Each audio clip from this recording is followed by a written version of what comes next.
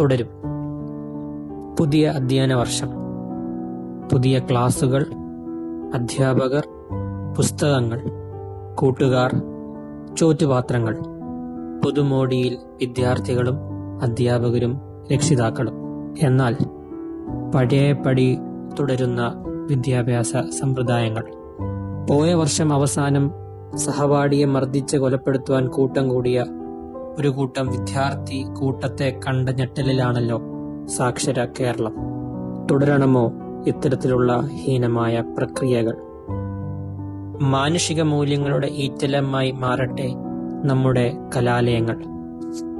ഒരു കാലത്ത് നമ്മളുടെ കലാലയങ്ങളിൽ കണ്ടിരുന്ന നർമ്മ സംഭാഷണങ്ങൾ, ചുറ്റുമലപ്രേമങ്ങൾ, നല്ല സൗഹൃദങ്ങൾ, അങ്ങനെ നന്മയുടെ കഥകൾ തുടരട്ടെ ക്യാമ്പസുകളിൽ. തുടരും നന്മകൾ ഇനിയും.